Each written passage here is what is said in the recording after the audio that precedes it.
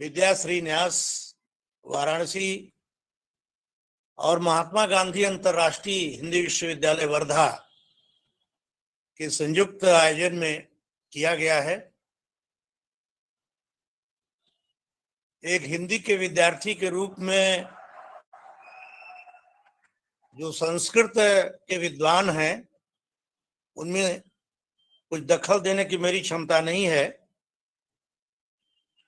फिर भी अध्यक्ष तो अध्यक्ष ही होता है, चाहे जैसे बैठा दीजिए आप। आज बड़ी ही सारगर्भित चर्चाएं हुई हैं।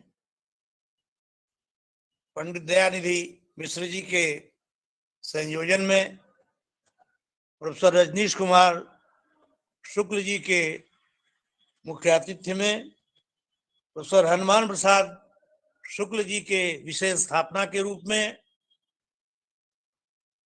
और भाई प्रोफेसर दिलीप सिंह जी जो लुप्त प्राय भाषा के विशेषज्ञ हैं, उनके नेतृत्व में या उनके व्याख्यान से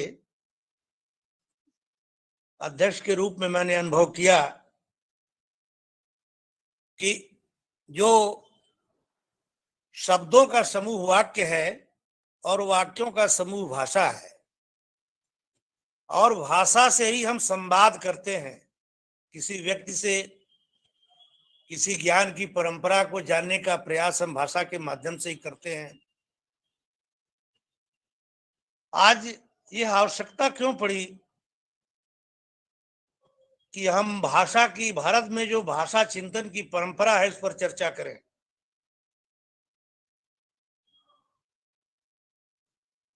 ईश्वर द्वारा प्रदत्त सबसे अनमोल रत्न व्यक्ति को भाषा मिली है, और जिसका जन्म भगवान शंकर के डमरू से हुआ है।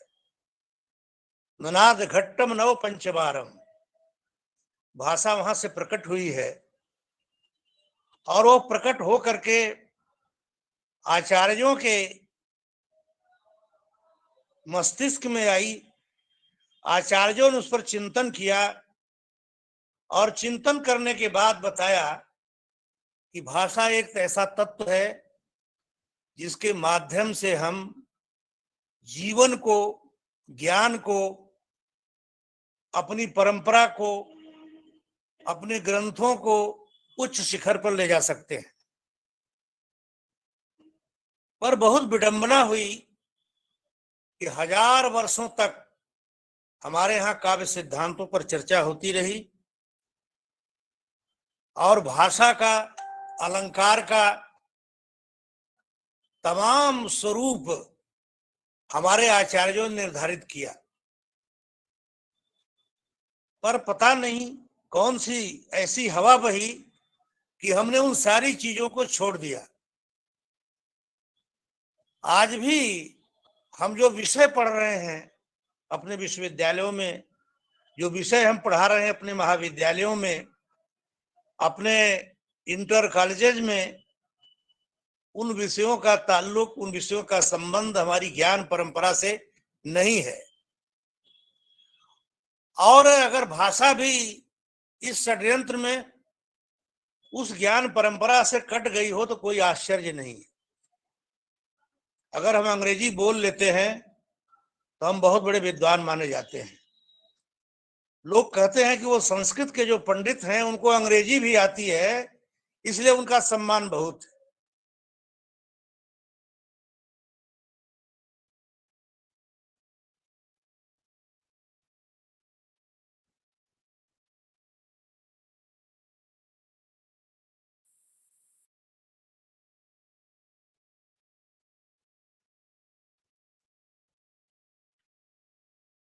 बंद हो गया, गलती से वहीं से बंद हो गया।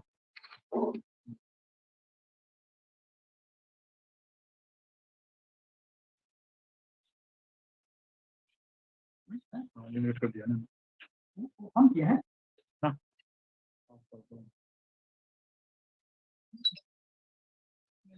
प्रोफेसर बड़े बड़े लोग हैं, अपने को म्यूट कर देना।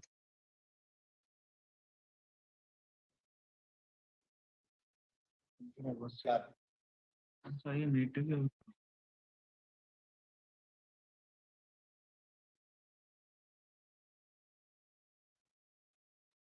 नहीं आ रही है, कोई मैसेज दिया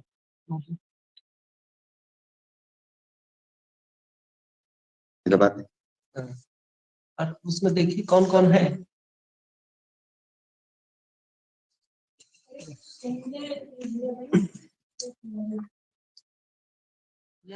मिश्रा, अमित, प्रभाकर, अमरेंद्र।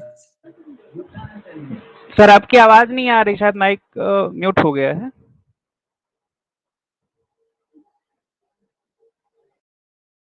हेलो। हाँ हाँ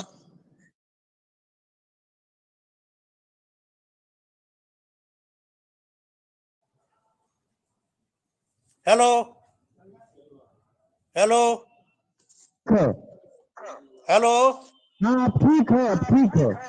अच्छा, मैं ये कह रहा था कि हमारे हिंदी के लोगों ने भी भाषा पर चिंतन किया है।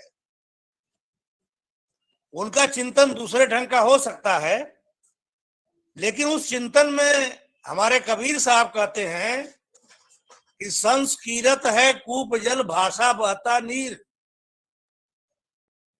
ये भाषा का जो बहना है, भाषा का जो प्रवाह है, मुझे ऐसा लगता है कि कबीर साहब को इसलिए कहना पड़ा कि कबीर साहब तक आते आते संस्कृत का प्रवाह मंद पड़ गया था, भाषा का प्रवाह मंद पड़ गया था, और उस मंद प्रवाह को कबीर साहब ने आगे बढ़ाने के लिए भाषा के प्रयोग पर बल दिया।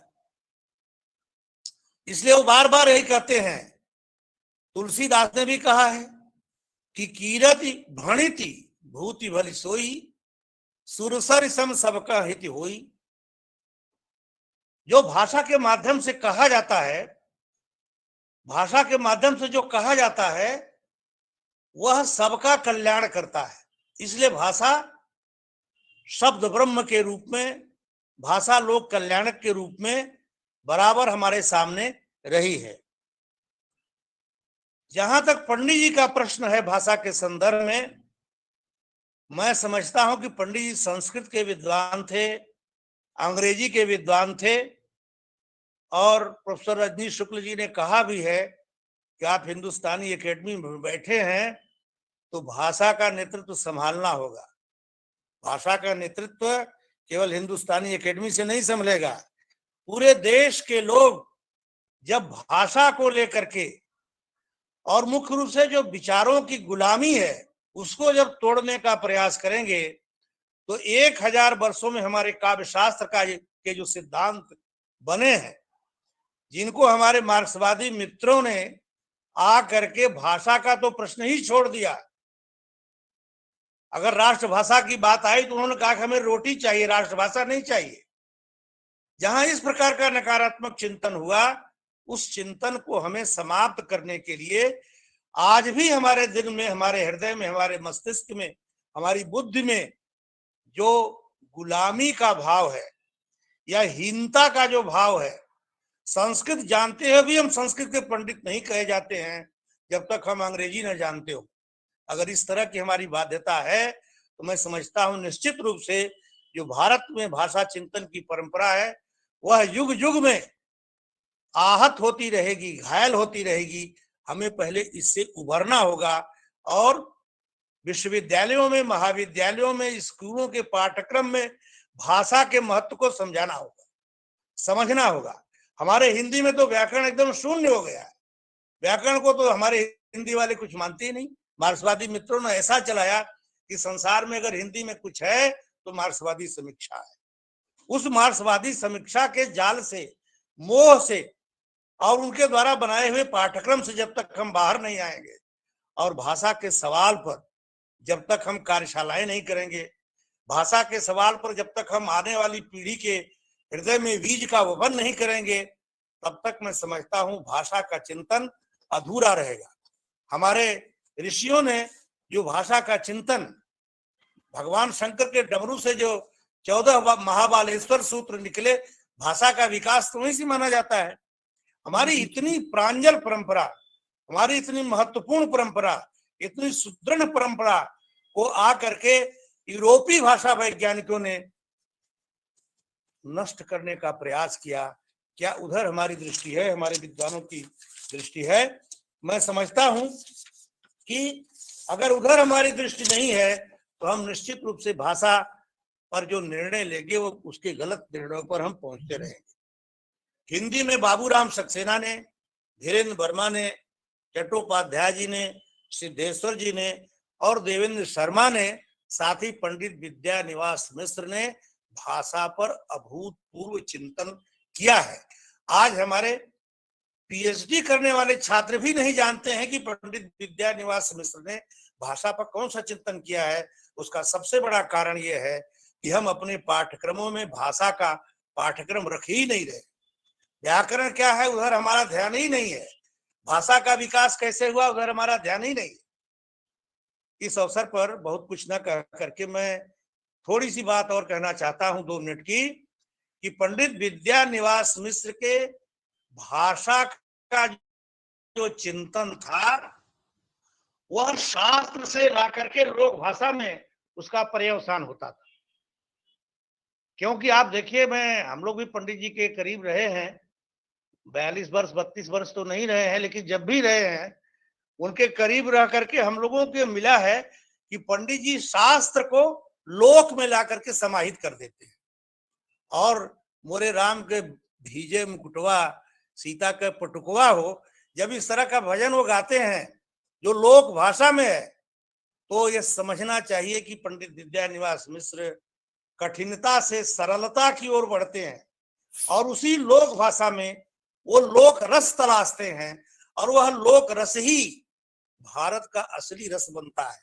पंडित विद्यानिवास मिश्र के इस दृष्टिकोण की ओर भी हमें अपना ध्यान आकृष्ट करना होगा। क्यों? संस्कृत की शुद्धता से केवल काम नहीं चलेगा।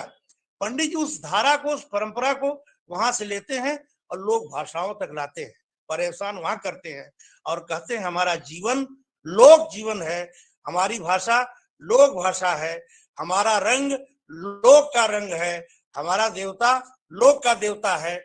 और इसलिए वो रीत विज्ञान पर काम करते हैं और तमाम तरह के जो हमारे रीत काल के कवि हैं उनकी रचनाओं पर टिप्पणी करते हैं और टिप्पणी करते हुए बताते हैं कि भाषा की जो परंपरा है वो लंबी है, उसको कठिनता से सरलता की ओर लाना ही भाषा वैज्ञानिक का काम है। इन्हीं शब्दों के साथ मैं आप सबका स्वागत करता हूं। प्रोफेसर दिलीप सिंह जी ने, प्रोफेसर रजनीश कुमार शुक्ल जी ने, प्रोफेसर हनुमान प्रसाद शुक्ल जी ने बहुत ही सारगर्भित वक्तव्य दिया।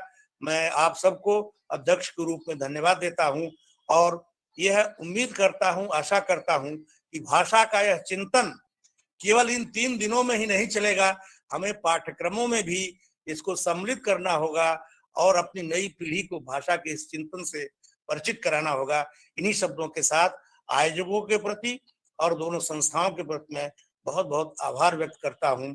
इस आधुनिक युग में इस जहां तमाम तरह की आपाधापी लगी हुई है, भाषा से इसे चिंतन पर आपने संगोष्ठी का आयोजन किया जो बहुत ही महत्वपूर्ण है। क्योंकि यदि भाषा हमारी नहीं है तो संस्कृत नहीं है और संस्कृत नहीं है तो हम नहीं है। इन्हीं शब्दों के साथ मैं अपनी बात समाप्त करता हूँ। धन्यवाद। अध्यक्षीय उद्बोधन के बाद अब मैं धन्यवाद ज्ञापन के लिए परम श्रद्धेय डॉक्टर दयानिधि मिश्र जी से अनुरोध करता हूँ कि सभी अतिथियों के प्रति कृतज्ञता ज्ञापित करें। श्रद्धेय डॉक्टर दयानिधि मिश्र जी।